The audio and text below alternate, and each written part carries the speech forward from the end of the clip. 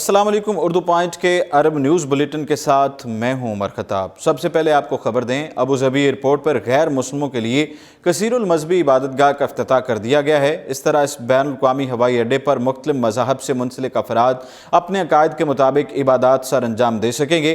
Abu Dhabi حکومت کے مطابق اس اقدام کا مقصد مختلف مذاہب کے ماننے والوں کو اپنے عقائد کی روشنی میں پوری آزادی کے ساتھ مذہبی رسومات کی ادائیگی کی سہولت فراہم کرنا ہے۔ یہ سنہری اقدام اماراتی معاشرے میں مذہبی رواداری کو فروغ دینے کی خاطر اٹھایا گیا ہے۔ ایئرپورٹ پر اس کثیر المذہبی عبادت گاہ کا افتتاح رواداری کے فروغ کے ادارے نے ابوظہبی ایئرپورٹ کے چیئرمین شیخ محمد بن حمد بن طانون النہیان کی موجودگی میں کیا۔ غیر مسلموں کے لیے مخصوص یہ عبادت گاہ ایئرپورٹ کی بلڈنگ میں بسوں کے گیٹ کے قریب بنائی گئی ہے۔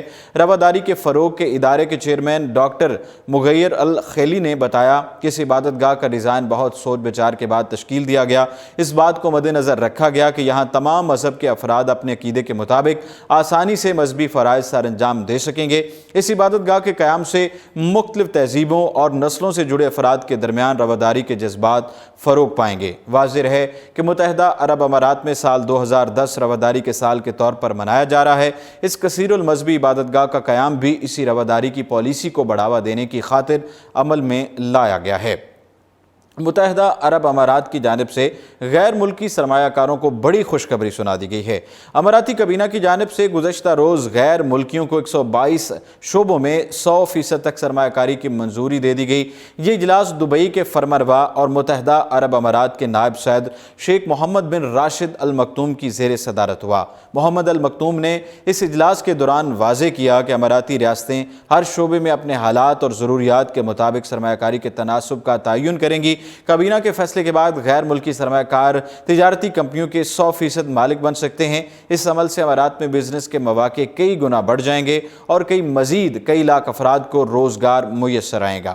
صحت مندانہ مقابلے بازی کی فضا میں بہت ساری مصنوعات اور سروسز کم قیمت میں دستیاب ہوں گی، جس سے امارات مزید ترقی کی جانب گامزن ہوگا۔ کابینہ نے اجلاس کے دوران ہر شعبے کے لیے سرمایہ کاری کے قواعد و ضوابط اور استثنائی حالات بھی متعین کر دیے ہیں۔ غیر ملکی سرمایہ کار سولر انرجی پلیٹس کی تیاری اور ٹرانسفارمر کے کاروبار میں بھی حصہ لے سکیں گے۔ مقامی عدالت نے ایک کمپنی کے مینیجر کو اس کی انتہائی بے رحمانہ حرکت پر 10 سال قید اور 2 لاکھ روپیہ خون بہا ادا کرنے کی سزا سنا دی ہے۔ پولیس کے مطابق ملزم اور مقتول دونوں ایک ہی ملک کے ایک ہی گاؤں سے تعلق رکھتے تھے۔ ان دونوں کے درمیان گہری دوستی تھی۔ دونوں اکٹھے ہی ابوظہبی آئے، جہاں انہیں ابوظہبی کی ایک نجی کمپنی میں نوکری مل گئی۔ ملزم کو کمپنی کی جانب سے اپنے شعبے کا مینیجر بنایا گیا، جبکہ اس کا ایک ساتھی اس کے ماتحت خدمت سر انجام دیتا تھا۔ وقوع سے چند روز قبل مینیجر نے اپنے ہم وطن ملازم کو ایک ذمہ داری سر انجام دینے کو کہا، تو جواب میں ملازم نے یہ کہہ کر انکار کر دیا کہ یہ اس کے فرائض میں شامل نہیں ہے۔ مینیجر نے اپنے ساتھی ملازم کے اس انکار کو اپنی توہین خیال کیا۔ اسی روز شام کو مینیجر اپنے اس ساتھی ملازم اور 2 دیگر افراد کے ساتھ مچھلیوں کے شکار پر گئے۔ سمندر میں ماہی گیری کے شوق کرتے وقت مینیجر نے شراب بھی پی رکھی تھی۔ آخر تھوڑی دیر بعد جب اسے مینیجر کی مدد کرنے کا خیال آیا اور وہ پانی میں اترا، تو مینیجر اسے جان بوجھ کر سمندر کے گہرے پانی میں لے گیا اور پھر اچانک اس کا سر پانی میں ڈبو دیا اور اس وقت تک ڈبوئے رکھا جب تک وہ مر نہیں گیا۔ اس کے بعد مینیجر نے ڈرامہ رچانے کے لیے شور مچانا شروع کر دیا کہ ساتھی ملازم کو سمندر کی لہریں بہا کر لے گئی ہیں۔ بعد میں ابوظہبی کی عدالت نے ملزم کو سزائے موت سنائی تھی، تاہم اعلیٰ عدالت کی جانب سے ملزم کی سزا میں کمی لاتے ہوئے اسے 10 سال قید تک محدود کر دیا گیا ہے۔ سعودی وزیر پیٹرولیم خالد الفالح نے بتایا ہے کہ سعودی سرزمین پر حوثیوں کی جانب سے ڈرون اور میزائل حملوں کے بعد تیل تنصیبات کی حفاظت کے لیے انتظامات سخت کر دیے گئے ہیں۔ یہ بات انہوں نے ویانا میں اوپیک اجلاس میں شرکت کے موقع پر صحافیوں سے بات چیت کے دوران کہی۔ انہوں نے کہا کہ تیل کی ترسیل کو محفوظ کرنے اور رکھنے کے سلسلے میں انتہائی سنجیدہ ہیں۔ حوثیوں نے سعودی ارامکو کی تیل تنصیبات پر مئی میں دہشت گردانہ حملے کیے تھے، جبکہ خلیج عمان میں آئل ٹینکرز کو بھی نشانہ بنایا گیا تھا۔ اس کے علاوہ ابہا ایئرپورٹ اور جزان کو بھی کئی بار نشانہ بنایا جا چکا ہے۔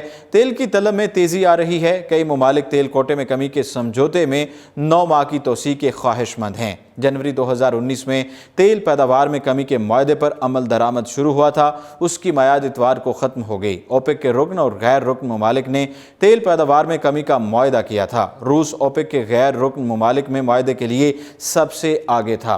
गुज़श्ता रात एक बार फिर हौसी बागियों ने अबहा के इंटरनेशनल एयरपोर्ट को निशाना बनाया है, जिसके नतीजे में वहां मौजूद 9 मुसाफिर जख्मी हो गए हैं। सऊदी अरब की ज़ेर क़यादत अरब फौजी इत्तेहाद के तर्जुमान कर्नल तुर्की अल माल्की ने इस वाक़े के हवाले से बताया कि पीर और मंगल की दरमियानी शब रात 12:35 पर यमन की हौसी मिलिशिया की जानिब से एक बार फिर अबहा इंटरनेशनल एयरपोर्ट को ड्रोन हमले से निशाना बनाया गया। इस हमले के नतीजे में 8 सऊदी शहरी और एक भारतीय बशिंदा जख्मी हुए हैं।